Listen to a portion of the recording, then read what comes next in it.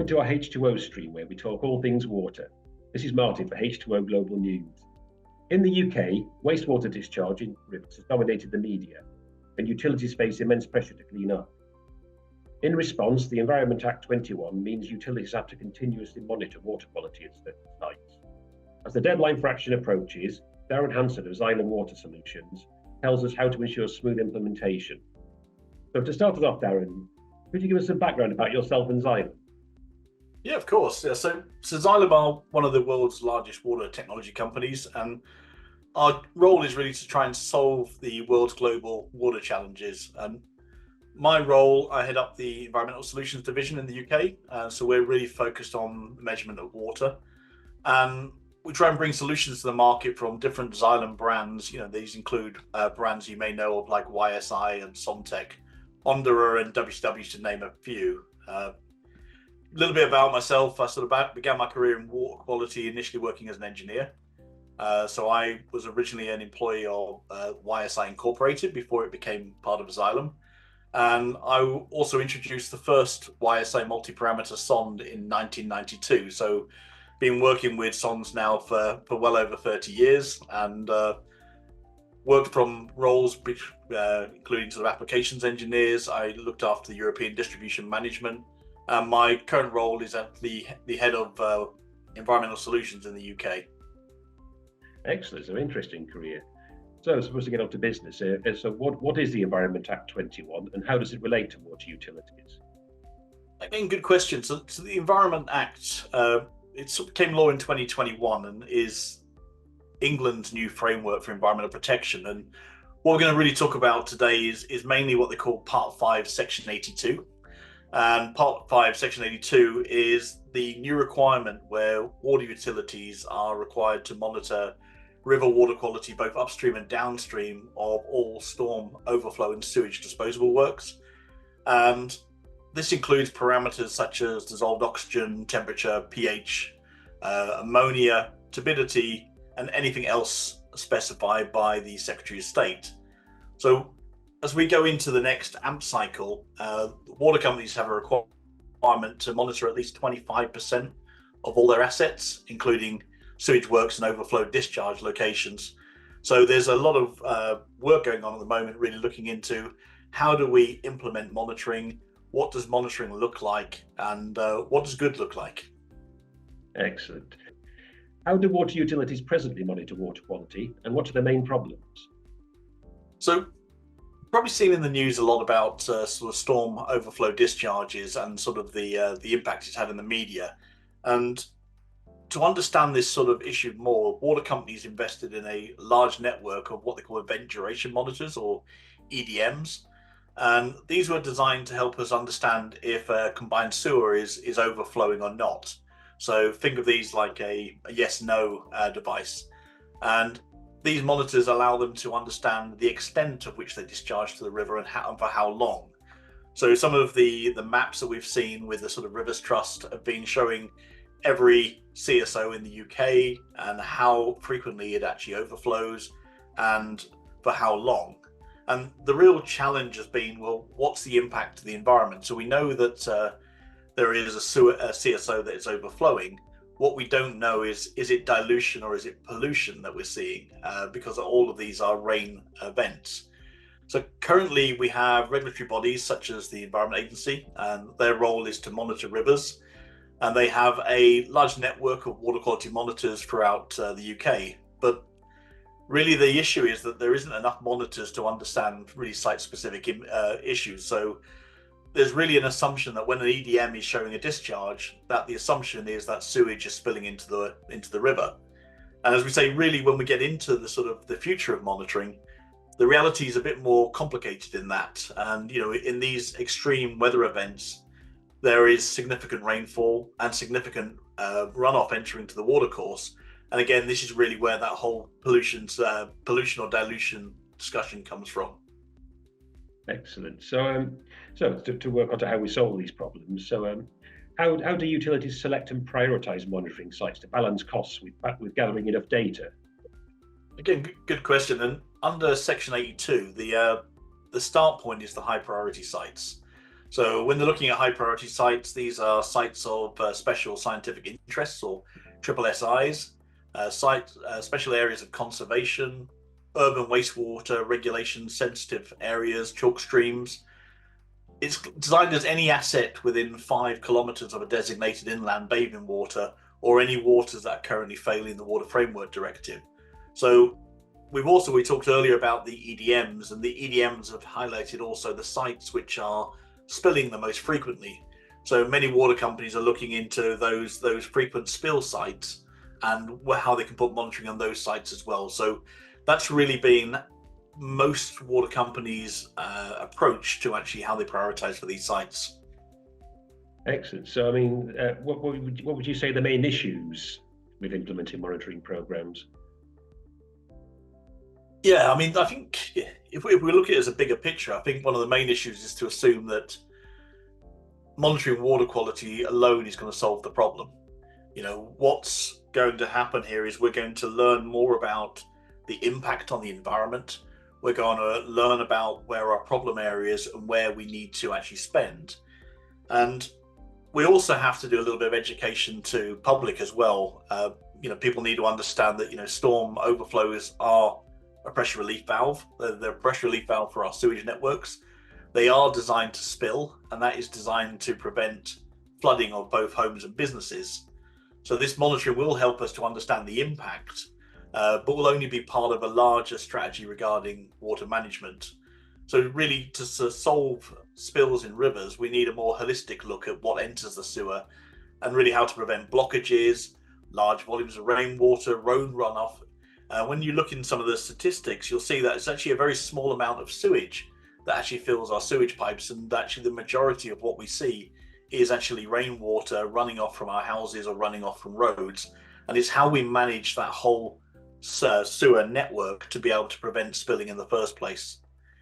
So when looking at implementing a monitoring program, what we try to do is look into the best type of equipment to use, and then what sort of issues you face. And in the UK, about 90% of the CSOs are not on water company owned land. So land access is actually going to be one of the largest challenges.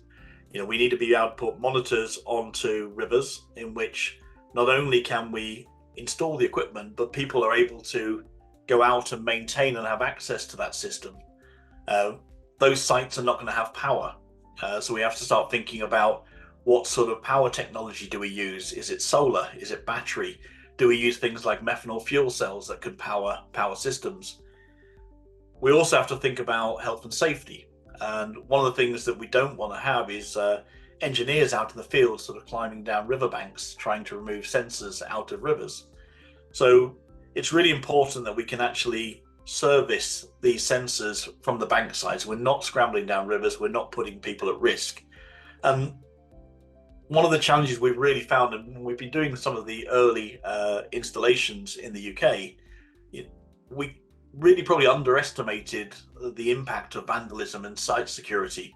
The silly things that we've had go missing, low-cost solar panels, cables are being disconnected, and these sort of areas where we've really driven the design around these urban monitors about how do we reduce the potential for vandalism, how do we reduce the amount of cables that are visible to people that they could disconnect, and how do we educate people as well. Once we get over all those and we've got equipment in the water and we've got the land access, we then really need to understand things like data uncertainty. The environment of the water is quite a challenging place. We'll have things that interfere with sensors, there'll be fouling issues, there'll be calibration or drift issues. And so having a robust monitoring program in which we can understand data uncertainty and actually know that the data we're collecting is correct is really, really important. And what's been interesting in this program is also looking into things you don't really think about at the start. Once you start implementing a large scale monitoring program, you have a number of sensors moving maybe from one river to the next river. You start getting into issues around invasive species. How do we stop having issues with contaminated sonds being removed from one site and then placed into another site? And so having a strategy around invasive species, design of instruments that can be stripped down, cleaned before calibrated to prevent that is really important. And of course, one of the other major issues is around cybersecurity. We now will have potentially thousands of devices that are connected to networks managing our sort of critical infrastructure. So cybersecurity is really important there. Excellent. So a few things to overcome, but it's good that we're moving in that direction. So the next question is, so data as a service is one possible solution. How does it work and what are the advantages? Good question. And data as a service is a real interesting development in the water quality market at the moment. And this is sort of a drive with customers wanting to buy data rather than manage assets. And there's some real challenges in the water industry at the moment where we've got a number of people leaving the industry. There's a lot of experience leaving the industry. And some water utilities don't have the infrastructure in place to be able to manage a large network of sensors. So this has really sort of driven the sort of whole desire around data as a service. And that data as a service could be as simple as, they own the equipment, but they actually subcontract all of the data that's provided to some customers just wanting to buy data on its own, not own the assets in any way. This has the benefit of moving labor and knowledge challenge to the manufacturer, also reduces capital expenditure. And I think one of the questions we get into when we get into data as a service is, what is it? And I always try and answer people and say, well, the first thing is it's not a pretty app. We have people who go, here's a really nice, pretty app. I can see what's going on with the water quality. But really, for us to make effective decisions, we need quality data that's sort of accurate, repeatable, it's traceable. We need to avoid data uncertainty, and we need to make sure that data we're providing is good. Because, if we're trying to make controlled decisions based off this data has to be accurate. And data uncertainty can come from sort of really quite a number of factors. Just to go through a few, like instrument to instrument comparison. If we're trying to understand the impact upstream and downstream of a combined sewer overflow, we need to start with, do our instruments actually read the same? If we've got difference between our instruments and we're trying to look at the differential between those, we already have entered a certain form of error. So it's really important that we have robust techniques so sensors actually measure the same and compare well upstream and downstream as a basic. And that needs a sort of certain frequency of calibration. And sometimes those calibrations are because sensors drift, and sometimes it's for checks, it's for QC. If we've got data and we've got a sensor in the field for a year, how do we know if that data is any good? So we want to build in robust checks of that data to make sure that that data is good. And we also need to understand the local fouling conditions, because if we've got a situation, and we've had instances like this where we've had a situation where sondes have become overwhelmed with fouling. They're giving out data, the alarms are going off all over the place, but the data is completely false. It's a local environment in the sensor, which means you need robust anti-fouling and service capability to be able to do that. So when we really get into data as a service, it's not about selling data, it's about the whole package behind that around calibration, the sensors themselves, the design, the robustness, the traceability. All of that is really critical for doing any sort of data as a service, calibration service. Excellent. So, continuing with the theme of data, it does generate a lot of data, this monitoring. So how do you collect, analyze, and present this data? Again, a challenge that a number of companies are working on. And, if we look at sort of traditional monitoring, so if we take, say, a typical Environment Agency monitoring, you will have experienced people going in there each day, checking on all of their sites manually. Is that site good? Is the data good? Do I need to take action? Now, we ramp that up into thousands of sites. That's not very practical anymore. We can't be checking each data set on a regular basis. So this is really where it brings in AI and machine learning, where we need to start to put in different algorithms around what does good look like, and using smart mapping systems. So imagine it, I always describe it a bit like Google Maps in a way that, when we see a traffic jam, we can start seeing that road going red. Well, we want to do the same thing with digitizing our catchments, being able to understand where the problem areas are and being able to respond accordingly. So to do that, we need a lot of machine learning in the background, trying to process all of that data to give a simple sort of traffic light to the end user. We also have to really understand what are the other factors coming in. So we've got all these monitors out there, we're measuring water quality, but we need to understand other sources. That can be the river flow. It's been raining, it's a storm event. What's the level of the water look like? How hard is it raining? Is it raining locally? Is it raining further up? What are the EDMs doing? Are they discharging? Are they not discharging? All of that information is really important for us to be able to make intelligent decisions, because what we need to be able to do is pull this data in and say, well, let's look at capacity in the network. Let's use algorithms to look at what if scenarios. What can I do about control? Where's the capacity in the network? How can I move that water from this area to this area? If I know it's going to rain in 2 days' time, maybe I want to empty my storm tanks. Maybe I want to build capacity in the network. So really the real challenge about taking data is turning it into that sort of operational intelligence piece, in which we can actually make real world, real time control of the network and prevent actual spills in the first place. Excellent. So we talked about water utilities. Do you think that any other sectors, such as agriculture and food processing, will need to think about water monitoring programs? Well, it's sort of clear that the water industry alone is not responsible for all pollution in our rivers, and agriculture, industry, road, land runoff all play quite a significant part in the pollution of our rivers. And it's been one that comes up a lot, that Section 82 only applies to water companies in England. And there's quite a few people have said, well, I'm only seeing a part of the picture by actually only having water companies monitoring. But it's a start point, and as a start point, it will give us a baseline of water quality. We'll be able to develop and program smart alarms using AI, and that can help us understand areas of stress. It'll also help us to understand when we know that, for example, a CSO isn't discharging or final effluent is actually being compliant, but we're seeing pollution events in the river, that we look and investigate further in the actual catchment to understand the cause. I've been involved in a few of these, and we had a really interesting one a couple of years ago, where we had a monitoring system on site, and we noticed at 8 o'clock every morning we saw this little turbidity spike. We saw these solids coming into the river every day, same time, and this river was failing. It had some major issues to it. So we decided, well, as we know it comes in 8 o'clock every day, let's be on site at that time. Let's walk up the river.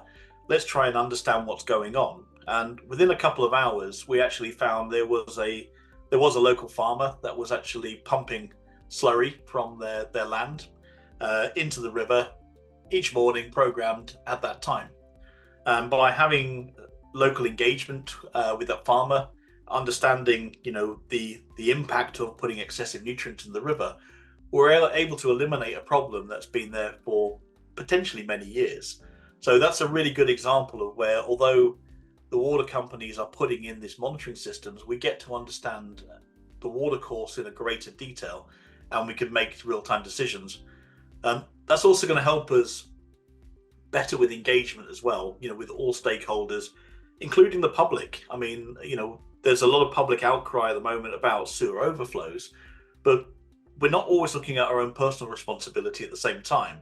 If we've talked to water utilities, things like wet pipes, blockages, fats in the sewers, all of these contribute to overflows, and we don't really see ourselves as part of that problem. We have a lot of runoff coming from our buildings, our rooftops that run straight into the sewer, again, putting excess pressure on the actual network. And again, we don't think of that as our own personal responsibility. So I think there's a really good education piece to be had here about, we all want cleaner environments, we all want cleaner rivers, but what do we each do to contribute to that, and how can we change it? And I think that's going to be a really important part. I'm going on a little bit, but I did see a really interesting comment the other day. It was a speaker from one of the water utilities, and he was talking about your household bill, and never really thought about this in a way that he says, as a household owner, we know what we pay for the water coming out the tap. We know what it costs us to flush the toilet and goes into sewage, but nobody talks about drainage. Nobody talks about the drainage cost. It's an invisible cost. When we look into sewers and we look at networks, the roads just run off into these sewers. Nobody thinks about the drainage aspect to it. And really, if we're going to solve combined sewer overflows, we have to think about what's going into the sewer in the first place. So I do think there's a real place for public education on this as well as sort of the blaming of the water utilities. So I think there is a bit of a media outcry, which is understandable looking at some of the impacts that have had. But I think it's a more holistic solution that we need to be able to really improve the quality of our rivers. Excellent. Yes, it certainly is. It is all of our problems. So yes, I've really enjoyed learning more about the water monitoring and how we're trying to solve it. So I'd like to say thank you to you. Thank you to our audience. This is Martin from H2O Global Stream signing out. And thank you. Take care. Thank you.